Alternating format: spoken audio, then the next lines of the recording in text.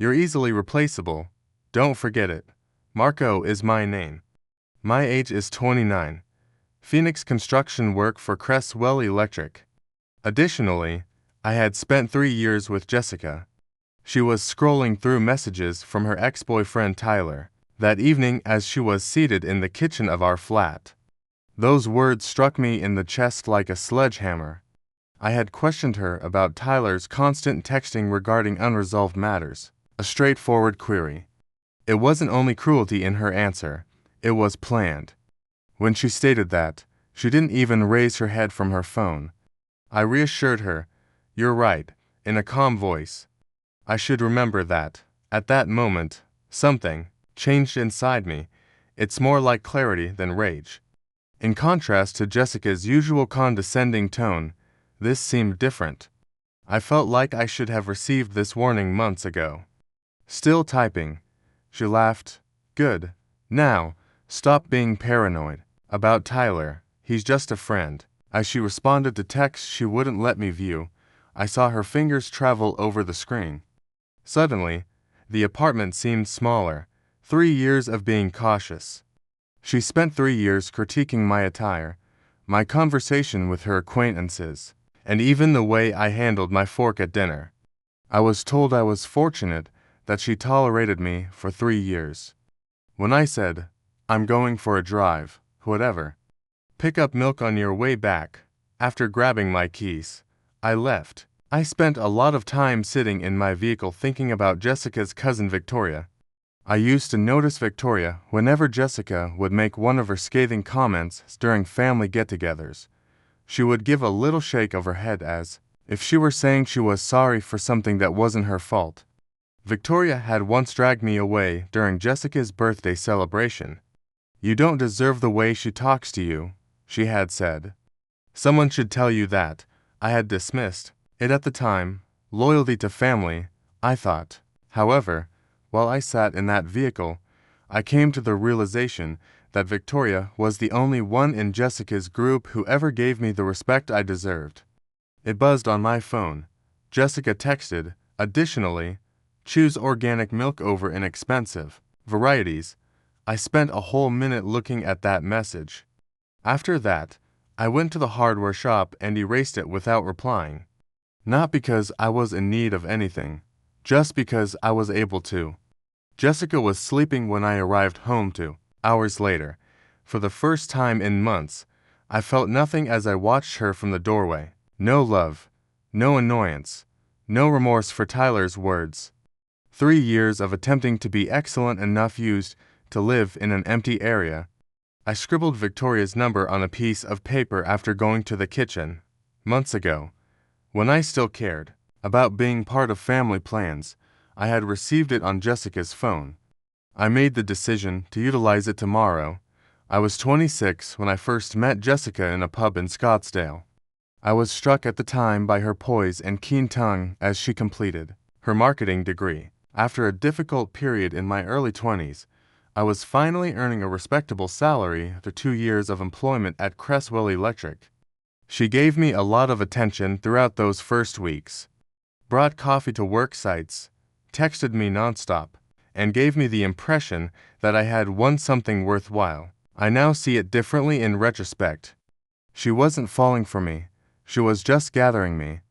The first alterations were minor. She was not fond of my coworkers, too rough, she said.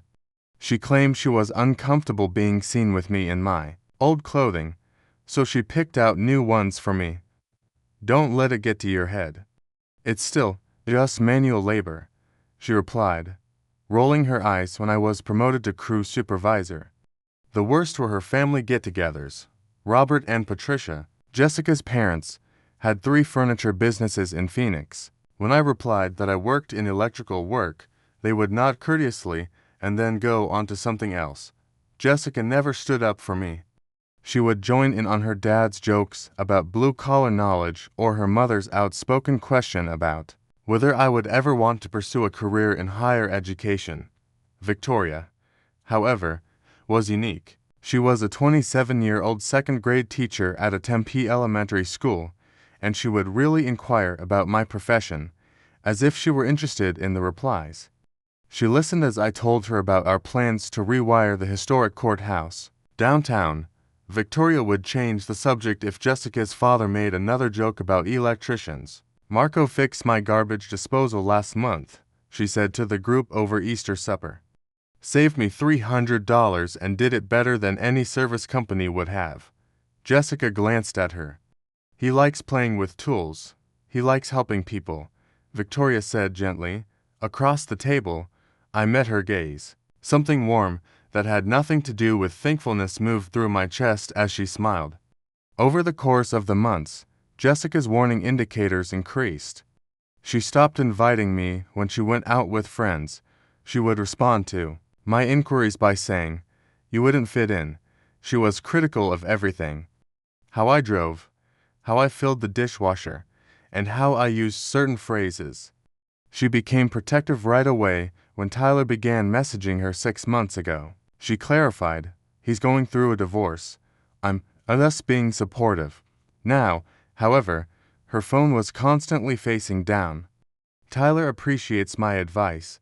He actually listens," she said as she answered calls in the restroom. The connotation was obvious, not like me. I finally realized the night she said that I was readily replaceable. For months, she had been getting me ready for this.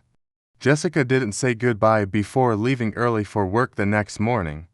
I sat at the kitchen table and stared at Victoria's number as I phoned in sick to Cresswell Electric for the first time in 2 years. What had I done? I was offended. So I called my fiancée's cousin. Even I thought that sounded pitiful. However, Victoria had said that I wasn't worthy of Jessica's treatment of me. No one else had ever mentioned that, but maybe she was just being kind. In the last 3 years, nobody has ever implied that I was worth more than Jessica provided. Before I could talk myself out of it, I phoned. Marco, Victoria's voice was startled. "Is everything okay? I need to ask you something," I said. "And I need you to be honest." A minute of silence, followed by "Okay.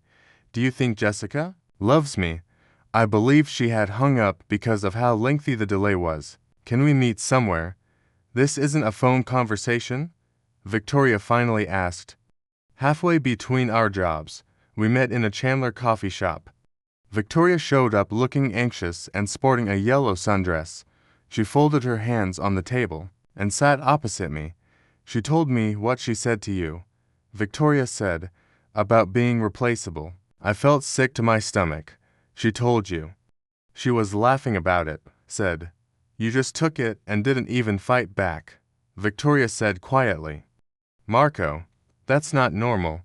People who love each other don't say things like that." Something in my chest cracked open. I've been wondering if I'm crazy. If I'm too sensitive. Victoria clasped my hand across the table and said, "You're not crazy. Jessica has always been cruel. Even as kids, she'd say horrible things and then act like you were the problem for being hurt. Why didn't anyone ever say anything?" "Because she's good at making people feel like they deserve it." I had never seen so much wrath in Victoria's eyes. "However, Marco, you don't deserve it. You're diligent and caring, and you help others without being asked. You recall my preferred coffee. When I speak about my students, you pay attention. There is none of it visible to Jessica." Our hands caught my attention. Unlike Jessica's icy politeness, Victoria's was warm and kind. "I've been thinking about leaving," I said. "You should," said Victoria right away. "You should have left a long time ago." The air between us changed in some way. Victoria blushed and withdrew her hand. Her words were, "I'm sorry and I shouldn't have." "Don't apologize." I took a close look at her face and saw something I had previously missed since I had been so devoted to Jessica. "Can I ask you something else?" She gave a nod. "Would you like to have dinner with me? Not as family, just us." I felt like I could breathe for the first time in months when Victoria smiled. I had a strange vibe as I entered our flat that night. On the sofa, Jessica was giggling at something Tyler had said while holding her phone to her ear. When she spotted me, she said, "I have to go," adding, "Marco's home." She hung up and gave me a hopeful look. Where's the milk? I forgot it. Her face became serious. I cut you off with, I specifically asked you to. We need to talk. Jessica blinked, obviously unaccustomed to being interrupted. About what? About Tyler. About how you treat me. About us. Carefully, she put her phone down. Oh, this should be good. Let me guess. You've been thinking all day about our conversation last night, and now you want to have some big relationship talk.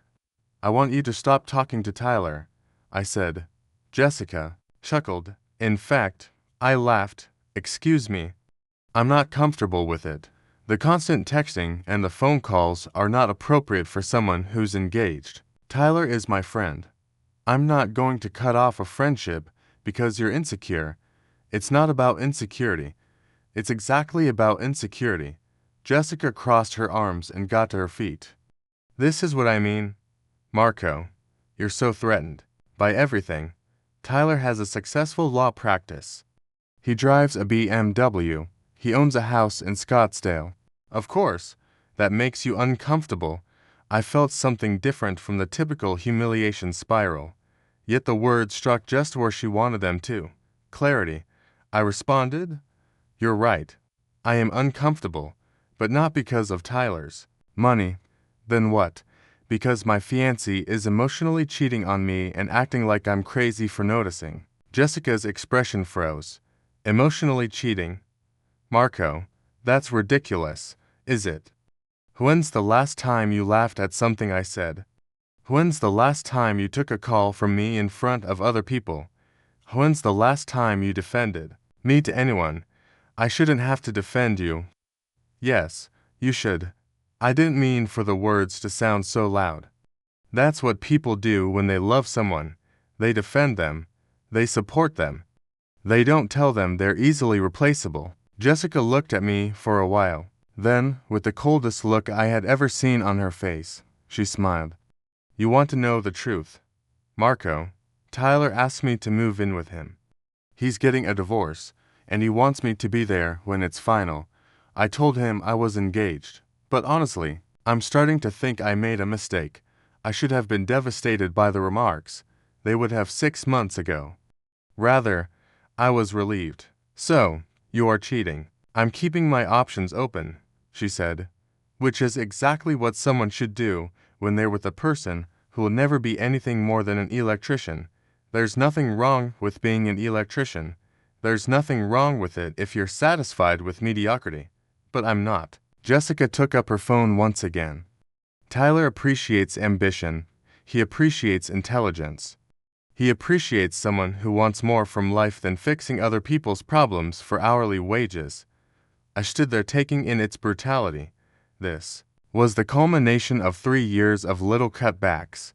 Jessica expressing her precise thoughts about me. I'm going to stay at my brother's tonight, I said. Good. I'll call Tyler. I turned back at the door. By the way, Jessica, I had coffee with Victoria today. Her face flashed with something. Why? She thinks I deserve better than this. Victoria doesn't know anything about relationships. She's been single for 2 years. Maybe she's just been waiting for the right person. Before she could reply, I departed. So I phoned Victoria in my pickup, she said. How did it go? Exactly like you said it would. I turned on the engine. She chose Tyler. I'm sorry. Marco. Don't be. I think this is the best thing that could have happened. Danny, my brother, resided in a Mesa duplex. After glancing at my expression, he reached into his refrigerator and got out 2 beers. His question was, Jessica, I told him everything. Although Danny had never been fond of Jessica, he had remained silent since he believed that I was content. His face darkened as I said, he said, She's been planning this for months. Once I was done. The comments about Tyler, the criticism, making you feel like garbage. She was setting you up to accept being dumped. Why not just break up with me? Because she wanted a backup plan. If things with Tyler didn't work out, she could keep you around. Danny drank for a while. Marco, you know, I've never said anything about your relationships, but this woman is poison. Victoria contacted me early the next morning. How are you? I phoned her instead of responding. Can I see you today? I need to tell you something. It was in the same coffee shop where we met. Victoria seems concerned this time. She continued, Jessica called me last night. Before I could say anything, she told me you're going through some kind of emotional breakdown. She said you accused her of cheating and stormed out. Is that what she said? She wants me to talk sense into you, to remind you how good you have it with her. Victoria spoke carefully. She also said you were inappropriate with me yesterday, that you made her uncomfortable by calling me behind her back. I sensed the trap tightening. Before I could defend myself, Jessica was inciting her family against me.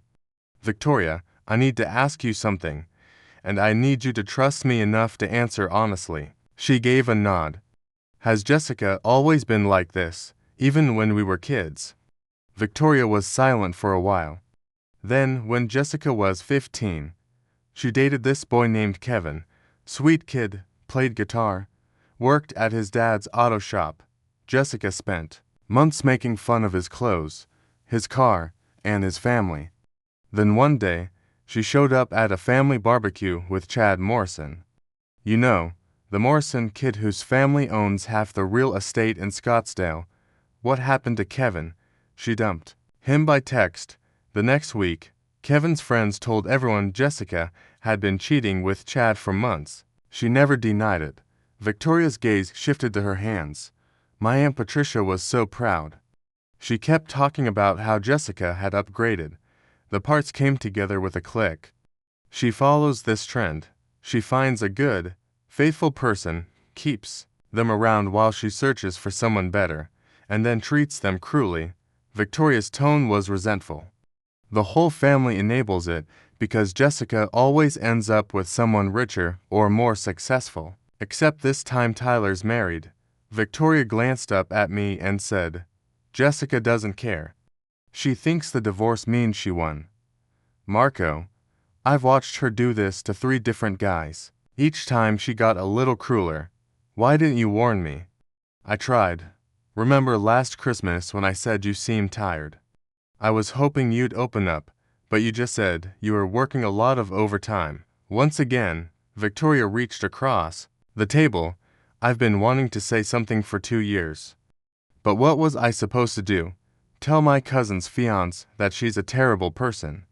You could have told me I deserved better. I did tell you that at Jessica's birthday party. You did. I said. I just wasn't ready to hear it. Victoria gave a sorrowful grin. Are you ready now? I'm ready for a lot of things now. Jessica and I didn't talk much over the following week. Most evenings, she remained late at work, and as soon as she got home, she went directly to the bedroom to answer Tyler's calls. I counted down the days until I could move out as I slept on the sofa. However, Victoria and I spoke daily. Lunch meetings replaced coffee meetings. She informed me about her pupils and her aspirations to become a principal in the future. I informed her about the repair job I was doing at the historic theater in Phoenix. What a wonderful feeling it was to revive something lovely. One day, Victoria noticed, Jessica never asked about your work. She said it was boring. It's not boring. You light up when you talk about it. Victoria grinned. You should see your face when you explain how you figured out the original wiring system. There was a building tension between us. I had never experienced it with Jessica. Honor, sincere curiosity, and amusement that wasn't directed at another person. I said, Victoria, with caution, I need to tell you something. Okay, I'm falling for you. I know the timing is terrible, and I know it's complicated because of Jessica, but I need you to know. I feared I had wrecked everything since Victoria remained silent for so long. Then she said, I've had feelings for you since the first family dinner you came to. Jessica introduced you as her boyfriend, and I remember thinking she didn't deserve you. Why didn't you say anything? Because you were with my cousin, because I thought you loved her, because I convinced myself I was just lonely. Victoria gave me a straight look. But I wasn't lonely. I was just waiting for someone like you. What do we do about Jessica? We tell the truth. She's going to be furious, but she made her choice. When she chose Tyler, she make it seem like we had an affair. Let her. Anyone who knows us will see through it. And anyone who doesn't know us well enough to see through it doesn't matter. The next weekend was set aside for Jessica's family reunion at Robert and Patricia's Paradise Valley home. The extended family got together each year to celebrate Patricia's birthday and exchange gossip. Jessica had been excited to discuss wedding arrangements and show off her engagement ring. Victoria said, "She expects you to accompany her." Actually, I have a better idea. While Jessica was at Tyler's on Friday night, I packed my belongings. I wrote the following message and placed the engagement ring on the kitchen counter. "You were correct. I can be readily replaced. I hope you're delighted with Tyler. Victoria was picked up by me on Saturday morning." Her eyes resembled the sky because of the blue outfit she was wearing. And I experienced something I had never experienced with Jessica when she smiled at me, calm, as we headed near Paradise Valley. She said, "Are you nervous?" "Excited, but terrified," I said. "Jessica's going to lose her mind." "Good. Maybe she finally show everyone who she really is." Victoria chuckled. "My family's going to be shocked. Some of them. But I bet some of them have been waiting for this." The precise time we arrived in the driveway was 2 p.m. I could see Jessica holding court in the living room through the glass, most likely telling everyone about her promising future and her wealthy lawyer boyfriend. She was unaware that she was about to be confronted with her history. Victoria inquired as she took my hand. "Ready?" "Ready." Before we arrived at the front door, Jessica caught a glimpse of us through the glass.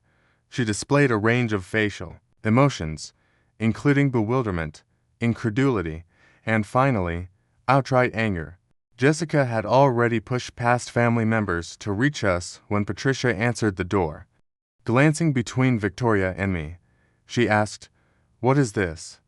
"What are you doing here?" Calmly. "Hello, Jessica," I said. Victoria invited me. Invited. You're my fiancée." "Actually, I'm not." The whole party turned to look, and I spoke steadily. "Check your kitchen counter." Jessica's expression became pale. She took out her phone, most likely to make a call to someone at the residence. She yelled loud enough for everyone to hear, "You left me for my cousin. You cheated on me with my own family." "I never cheated on anyone," I said. "Unlike some people." Robert moved ahead. "What's going on here?" Victoria said unequivocally. "That Jessica has been having an affair with Tyler Morrison for months. She told Marco he was easily replaceable, so he left." "That's not," began Jessica. Patricia cut in. "Tyler's married, isn't he?" In a harsh tone. There was silence in the room. Jessica realized she had lost control of the story as she turned to face her family. "His divorce will be final soon," she said defiantly. Uncle Thomas, Victoria's father, said, "So, you've been seeing a married man while engaged to Marco." "It's not like that," Victoria said. "It's exactly like that, and this isn't the first time. Remember Kevin? Remember David from college?" Jessica's gaze flitted over the room, searching for any support. In real time, her meticulously crafted image was collapsing. "At least Tyler has a future," she murmured frantically. "At least he's not just some electrician." Her tone of disdain lingered in the atmosphere. I saw a few family members looking at each other. "Marco's a good man," Victoria's mother said in a low voice. "He's always been respectful and kind. He fixed our garage door last summer," Uncle Thomas said. "Wouldn't take payment. He's helped half the family with electrical problems," Patricia added, clearly disappointed as she looked at her daughter. Jessica became aware of her situation. For the first time, her relatives could plainly see her. The whole narrative surfaced within 6 months. Jessica became a cautionary story in their social group when Tyler's wife saw the text conversations. During the divorce, Tyler lost half of his assets and his partnership at the legal business. When the controversy reached her workplace, Jessica lost her job. Apparently, it was against corporate policy to have an affair with a married customer. She spent months attempting to restore her reputation after moving back home with her parents.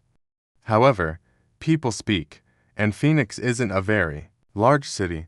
When her friends started dropping her one by one, Jessica experienced what it was like to be easily replaced. I took my time with Victoria. We had a good date, got to know each other's friends, and started a genuine relationship. At the same coffee shop where she had first told me I deserved more, I proposed a year later. Before I could complete my question, she responded, "Sure."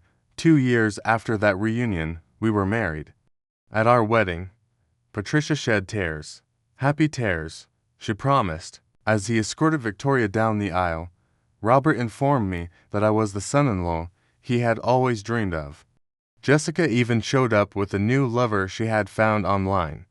She ultimately realized that some bridges cannot be repaired. So she was quiet but kind. "My best man was Danny," he said in his address. "Sometimes the best thing that can happen to a man is losing something he thought he wanted so he can find what he actually needed." Victoria is currently a third-grade teacher. I started my own company doing electrical contracting. We intend to have children eventually and have a workshop in the garage of our Chandler home. One thing Jessica was correct about was that she could easily replace me in her life. However, she misunderstood what it meant. It didn't diminish my value. Finding someone who recognized my value set me free. Being joyful is sometimes the finest kind of retaliation.